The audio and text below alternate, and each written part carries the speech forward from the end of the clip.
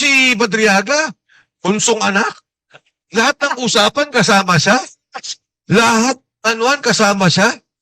Oo. Pabagsakan ng bansa, kasama siya. Tayuan ng military intelligence group, security group, kasama siya. Dalahan ng pera, milyon-milyon. Binigyan pa ng pambili ng motorsiklo. Papakinggan ko siya para sa si Medaldea o si Bongo. Kung gaano siya kakalose. Pero ngayon lang ang unang pagkakataon na tumindig na ang isang Duterte. Nagsabi nga siya, matagal ako na nahimik, tinignan ko, inobserbahan ko, pero ngayon lalabas ako. Napakalaking bagay sa atin yun. Ang isang rallying figure, ang isang sentro, na lahat tayo magkakasama at kikilos. In fact, no less than Chairman Cusi, bago ako pumasok dito, nag-usap kami, sabi niya, ano ba nangyayari? Anong gagawin nating direksyon? Sabi ko, Chairman, sa ngayon, may pagkilos ang mga kababayan natin sa Luneta. Yung mga taga Batangas na doon sila, yan yung nangangampanya na ibagsak yung 12% sa 10%. Tapos ang maisog, tuloy-tuloy, na nandiyan naman sa Supreme Court na kumakampanya. So, ngayon, pag-uusapan nga na pag-isahin, ano pa yung gagawin natin pagkilos. Pangatlo, higit sa lahat, sabi ko kay Chairman, tingin ko, ibuo na natin yung grupo at ang ganda. Ma'am, ikaw ang mag-host dito. Doon sa Kongreso, na magkaroon tayo isang desk o ng isang lugar, i-impeachment hearing sila, sagutin na natin kaagad kung anong nangyayari. Yan. Tingnan nyo naman, ang laki namang ganda ni Ma'am Penny doon sa chairman ng, di ba? So, hindi, kasi, katulad kahapon, ang tagal ng reaction time natin, although nagsalita na ako, yung kwento ni Madriaga, masabi ko, grabe. Yun na nga, pero dapat doon na tayo magsalita, tapos lahat ng mga magsasalita, pumunta doon sa mismong kongreso, pumunta tayo doon. I-organize namin po ngayon, patapos po dito. Oo, kasi, sabi ko nga ano to si Madriaga? Punsong anak? Lahat ng usapan kasama siya? Lahat, kasama siya? Oo. Pabagsakan ng bansa, kasama siya. Tayuan ng military intelligence group, security group, kasama siya. Dalahan ng pera, milyon-milyon. Binigyan pa ng pambili ng motorsiklo.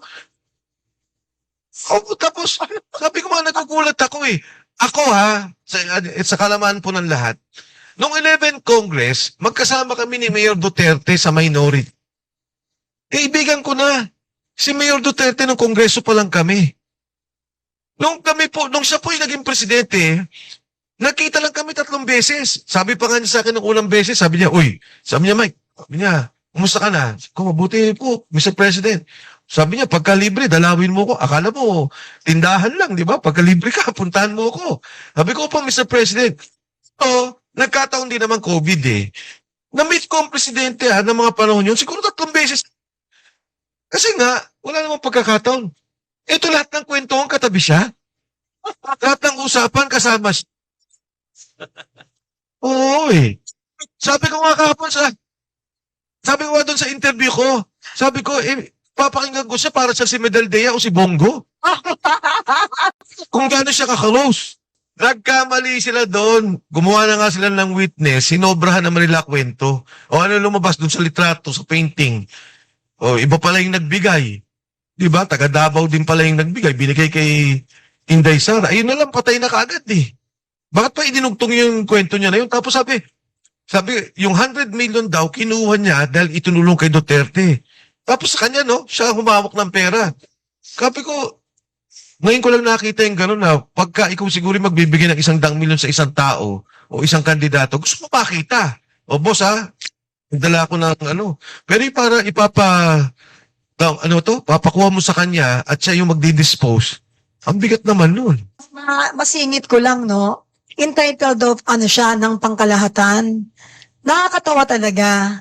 At hindi ko kayo pipigilan sa pag-iisip ng negatibo about yung nangyari kahapon. Kasi, napapansin ninyo, may isa tayong senator na talagang pinagtutulungan ngayon, si Senator Bongo. Pangalanan ko na.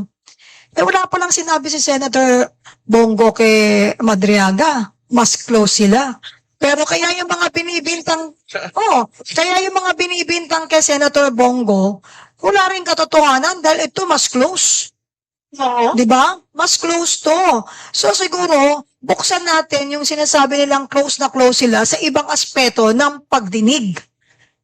Bigyan ng pagkakataon yung iba ring mga witness na bigyan ng entitlement tulad ng binibigay nila kay Madriaga. Natawa talaga ako. Alam mo, Dapat pala siguro, Ma'am Penny, no?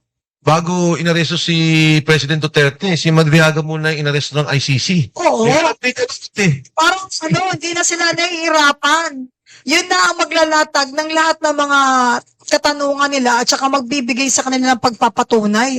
Ayos Oo. Grabe. Yung, alam mo, ang sama ng loob ko doon sa Committee on Justice at sa mga kasama natin sa Kongreso, yung 18 sundalo na walang record na nagsilbi sa bayan, nagsasabi ng nakawan, ng delivery ng pera. Etong kriminal, may witness protection pa, yung mga sundalo hinahabol, sinosurveillance. Eto may protection pa, mayroon pang protective custody, tapos pinayagan pa nila magsalita doon. Nang ganun na lang. Na, kakahuli lang ng kidnapping. Kakahuli lang. Pangalawang kidnapping to eh. Yung huli niya na to eh. Kong Mike, wala yung pinag-iba doon sa mga nakatanggap ng mali-maletang pera pero sila pa rin ang nasusunod pagdating sa usaping batas. Sila pa rin yung kinikilala bagamat sila ay kasabwat at kasama sa isyong pinag-uusapan when it comes to ibalik natin ang usapang flood control. Tama. Ha?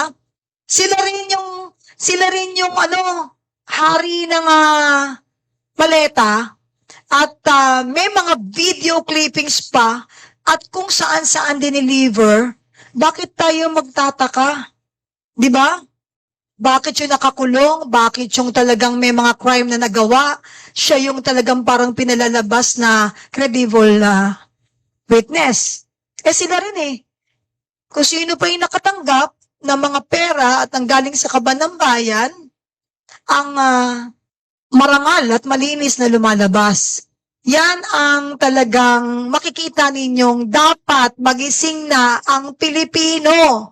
Buti na lang meron tayong mga kababayan o kasamahan na hindi sarili ang iniisip eh. Sa totoo lang. Kaya this time nananawagan tayo sa ating mga kababayan, huwag na kayong magbulag-bulagan sa katotohanan. Kung hindi nyo kayang manindigan na tumarap sa tao, at makibaka tulad ng ginagawa ng ating iilang mga nakikibaka, supportahan na lang natin.